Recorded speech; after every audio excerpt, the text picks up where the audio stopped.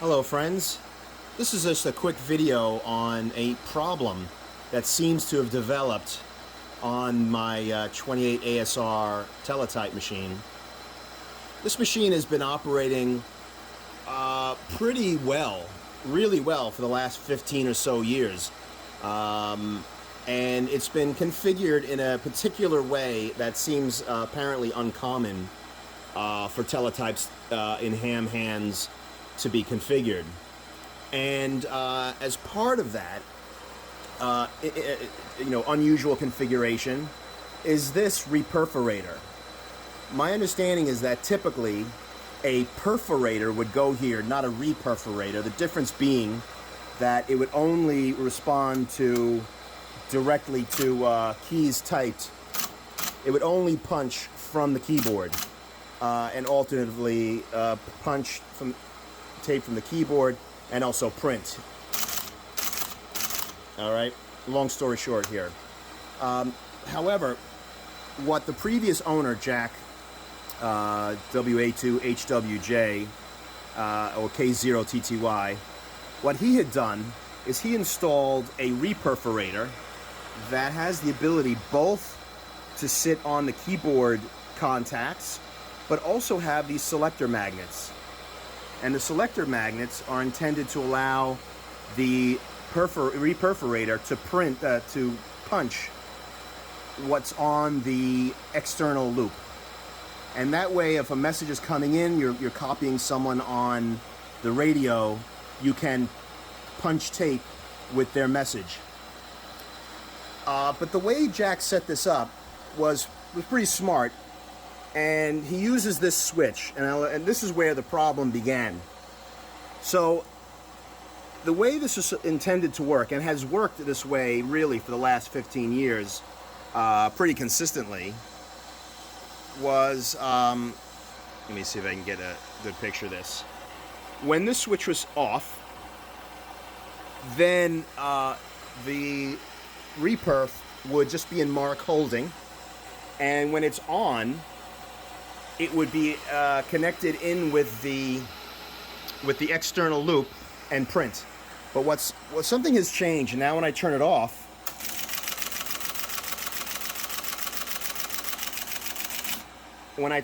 you can see it's just spacing open. It's running open.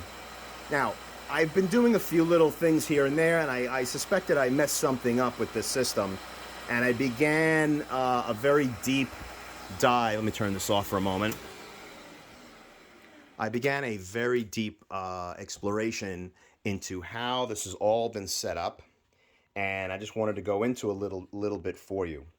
So this switch is a double pole, double throw, and what this does is it selects one of two loops, and so the output of this goes to the reperforator. And here you can see a pair of wires sort of hardwired into the selector magnet.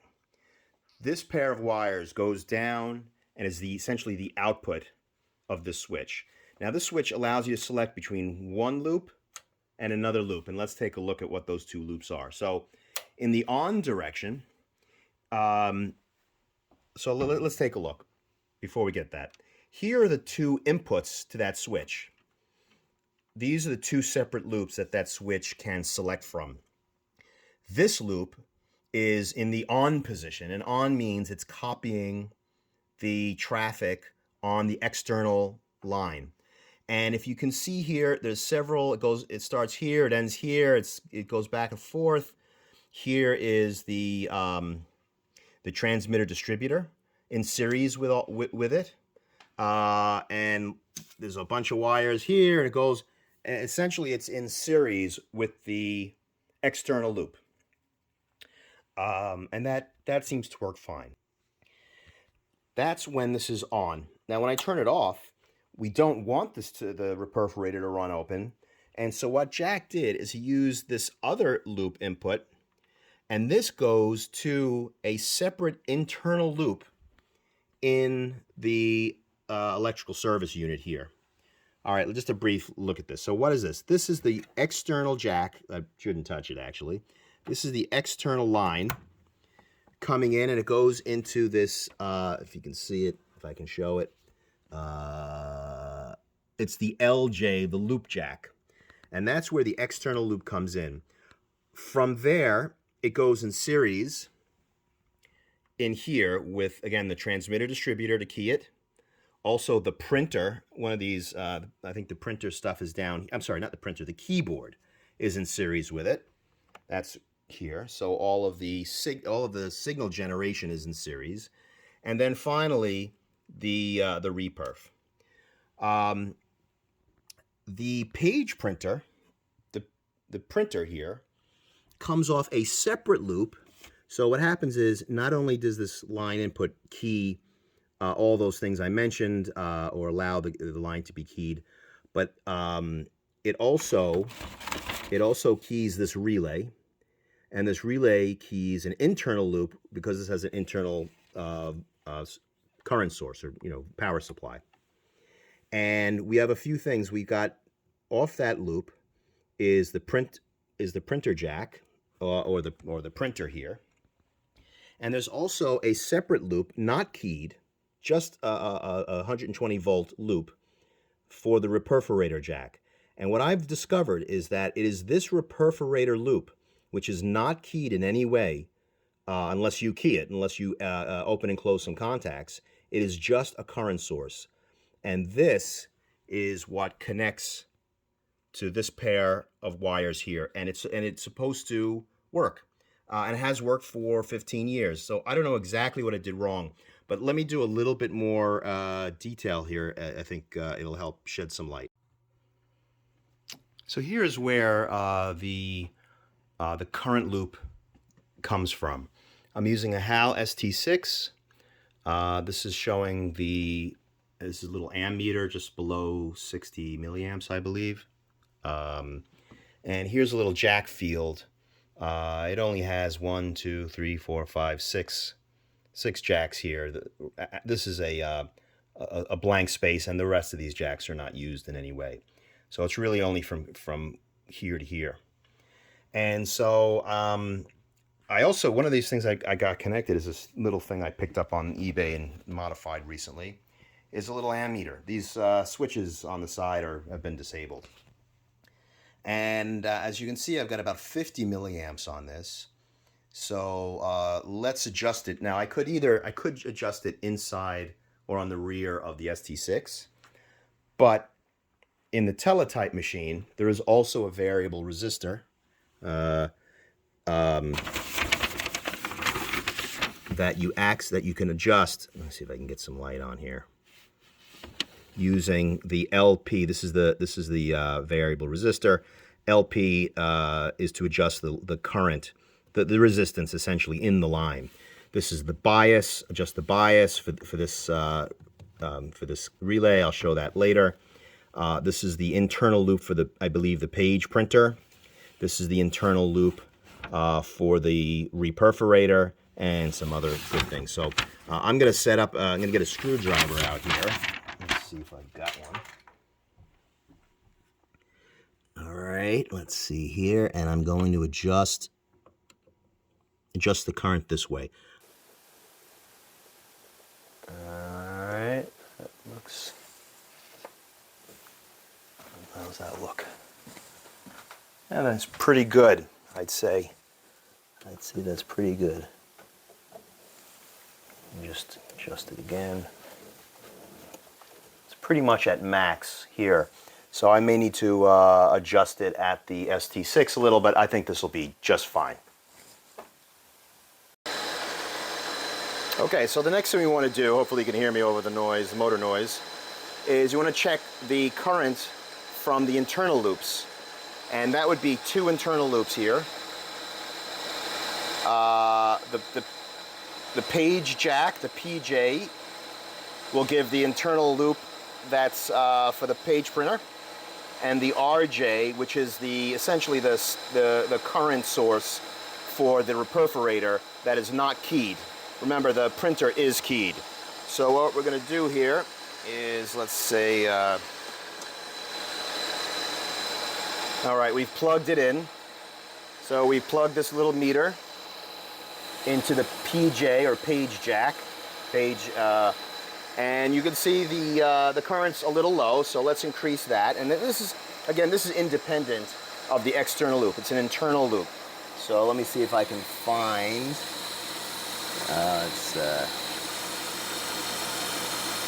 All right, that's here.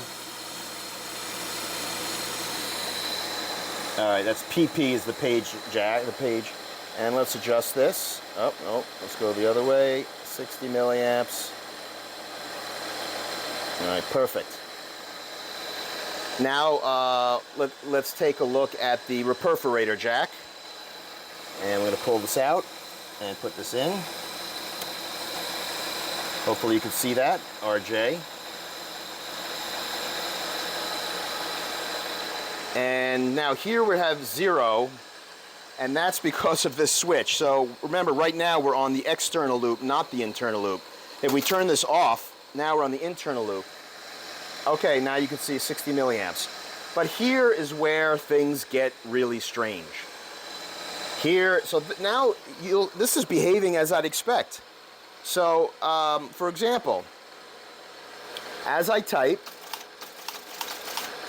nothing's happening with the reperforator. It's quiet, meaning that while it's off, it's being held, mark hold, and no activity.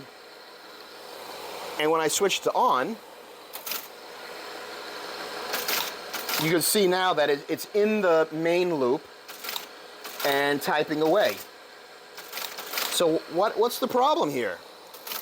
If I turn it off, it's working as expected. But this only works properly with this in here. So if I take it out, it's spacing. It's running open. And as soon as I put the ammeter in place, it's behaving normally. Now this shouldn't make a difference. Let me turn this off. So these jacks are supposed to be what's called normaling jacks, which means that because it's a current loop, when you pull one out, the two contacts that typically mate here in the jack short each other, and that allows continuity to complete the circuit. But in this case, it does not seem to be shorting when I remove this plug.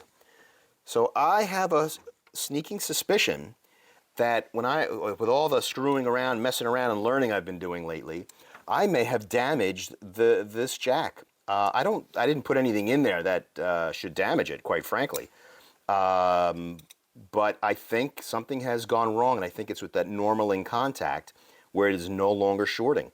Again, I'll just do this experiment one more time. So you can see it's running open. This is off, and as soon as I plug this in, and what I mean in is this ammeter. Yeah, that's it. Now it's working. So I don't know what to make of this, but I think I must have damaged this this jack here. Anyway, just a little fun with Teletype today. Have a good one.